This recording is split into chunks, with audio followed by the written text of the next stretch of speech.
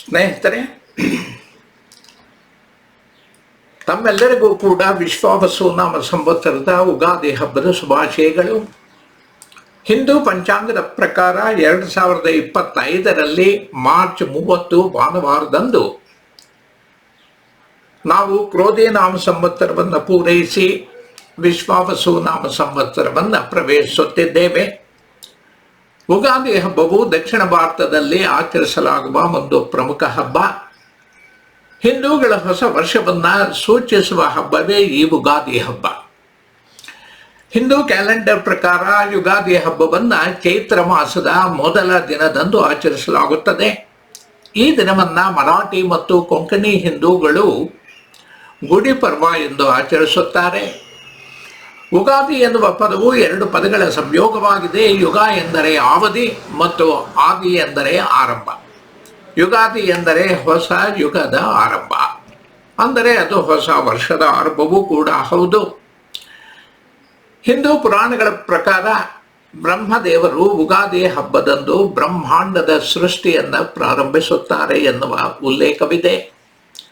ಭಗವಾನ್ ಬ್ರಹ್ಮನಿಂದ ಮಾನವ ಕುಲದ ಸೃಷ್ಟಿಯ ಪ್ರಾರಂಭವನ್ನು ಗುರುತಿಸಲು ಉಗಾದಿ ಎಂದು ಈ ದಿನವನ್ನು ಆಚರಿಸಲಾಗುತ್ತದೆ. ಇದು ಚಳಿಗಾಲದ ಕಠೋರವಾದಂತಹ ಚಳಿಯ ಅನಂತರ ವಸಂತ ಕಾಲದ ಆರಂಭ ಮತ್ತು ಸೌಮ್ಯವಾದ ಹವಾಮಾನವನ್ನು ಸೂಚಿಸುವ ಹಬ್ಬವಾಗಿದೆ. ಈ ದಿನ ವಸಂತ ಋತುವಿನ ಆರಂಭವೂ ಕೂಡ ಹೌದು. ಇದು ವಸಂತ ಋತುವನ್ನು ಸ್ವಾಗತಿಸಲು ಆಚರಿಸುವ ಹಬ್ಬವೂ ಕೂಡ ಹೌದು.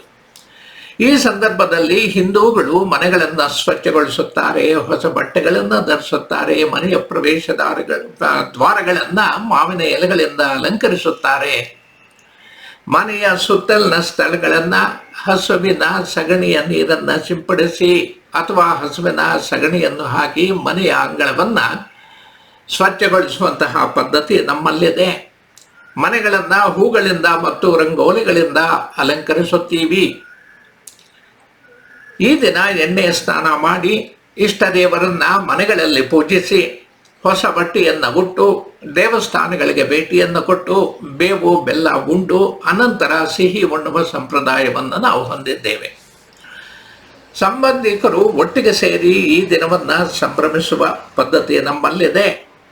ಈ ಸಂವತ್ಸರ ಭಗವಂತ ಎಲ್ಲರ ಬಾಳಲ್ಲೂ ಕೂಡ ಹೊಸತನ್ನು ತುಂಬಲಿ, ಬಾಳು ಹಸನಾಗಲಿ, ವರ್ಷವೆಲ್ಲ ಸಂತೋಷ ತುಂಬಿರಲಿ. ಈ ಯುಗಾದಿ ಎಲ್ಲರ ಬಾಳಲ್ಲೂ ಕೂಡ ಹೊಸ ಹರ್ಷ ತರಲಿ, ಬದುಕಿನಲ್ಲಿ ನೆಮ್ಮದಿ ಇರುವಂತೆ ಮಾಡಲಿ. ಬದುಕು ಬೇವು ಬೆಲ್ಲದಂತೆ ಸುಖವೂ ದುಃಖವೂ ಎರಡೂ ಕೂಡ ಇಲ್ಲಿ ಇರುತ್ತದೆ. ಆದರೆ ಸುಖ ಬಂದಾಗ ಹಿಗ್ಗದೆ, ದುಃಖ ಬಂದಾಗ ಕುಗ್ಗದೆ ಬಾಳ್ವೆ ನಡೆಸಬೇಕು. ಈ ಯುಗಾದಿ ಎಂದು ಭಗವಂತ ನಿಮ್ಮ ಜೀವನದ ಕಹಿ ದೂರ ಮಾಡಲಿ, ಸಿಹಿ ಹೆಚ್ಚಿಸಲಿ. ಹೊಸ ವರ್ಷವು ನಿಮ್ಮೆಲ್ಲರ ಕನಸುಗಳನ್ನು ನನಸು ಮಾಡಲಿ.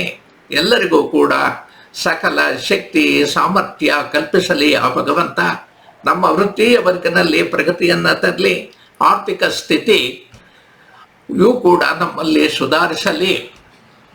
ನಮ್ಮ ಜೀವನದ ಕಹಿ ದೂರ ಮಾಡಿ ಸಿಹಿ ಹೆಚ್ಚಿಸಲಿ ಈ ವರ್ಷವು ಎಂದು ಮತ್ತೊಮ್ಮೆ ಆ ಭಗವಂತನಲ್ಲಿ ನಾನು ಪ್ರಾರ್ಥಿಸುತ್ತೇನೆ. ಆ ದೈವ ನಮ್ಮೆಲ್ಲರಿಗೂ ಕೂಡ ಉತ್ತಮವಾದಂತಹ ಆರೋಗ್ಯವನ್ನು ಕರುಣಿಸಲಿ. ಮತ್ತೊಮ್ಮೆ ಎಲ್ಲರಿಗೂ ಕೂಡ ವಿಶ್ವಾವಸು ನಾಮ ಸಂವತ್ಸರದ ಶುಭಾಶಯಗಳು. ನಮಸ್ಕಾರ ಸ್ನೇಹಿತರೆ.